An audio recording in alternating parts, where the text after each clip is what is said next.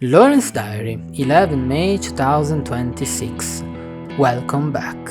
Today I'm lost once again in the mountains. This time I'm walking through the Ligurian Apennines.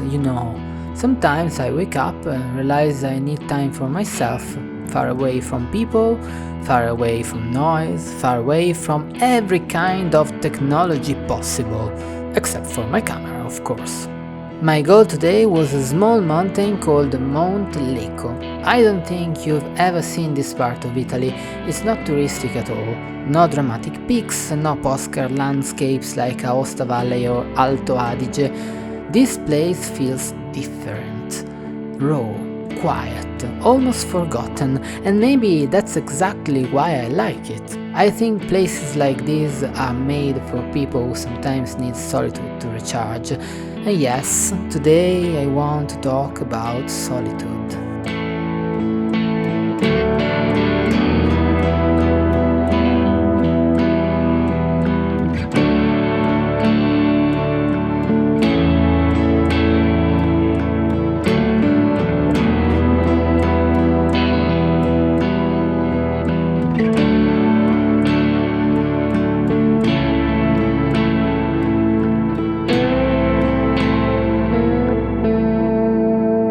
That day I was walking alone along this old mule track, surrounded only by the breath of the wind and soft buzzing of my camera. I'm used to being alone. I spent 7 years living in a small apartment in Turin, and during that time I learned how to listen to my thoughts. Solitude can feel refreshing because for a moment you can simply exist as yourself. No masks, no expectations, no performance. For introverted people, solitude is often necessary to recharge. The world moves fast, too loud sometimes, and people like me, people with an inward gaze, sometimes need to slow down and listen, not only to the sound of the wind, but to the music of their own thoughts. Because if you never stop, you risk being swept away by the current of the world around you. Sometimes when I spend too much time around people, I slowly stop hearing myself clearly. You begin adapting, matching rhythms, expectations, way of thinking, and after a while you don't even notice it anymore.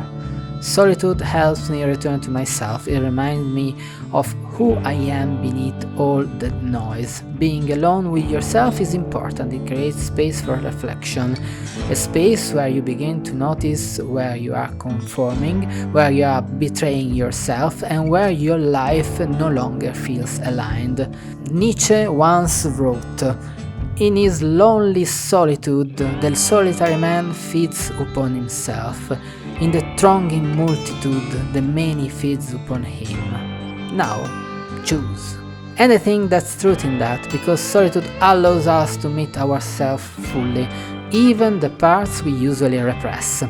And of course, that isn't always easy. Sometimes shadows emerge from the silence, and many people cannot bear to hear those whispers. But if you truly want to know yourself, if you want to discover your real strength, you must learn how to be alone sometimes. Still, solitude also has a shadow. The hermit in tarot can appear upright or reversed, and reversed solitude becomes isolation. You begin avoiding people, trusting only your own thoughts, your own interpretations, your own biases, and after enough time alone, you can slowly forget the world outside yourself. And honestly, I know this risk very well. Sometimes I can disappear completely into my own world, my thought, my passions, my project, and without realizing it, I slowly disconnect from everything else. That's the strange thing about solitude. It can help you find yourself, but too much of it can also trap you inside yourself.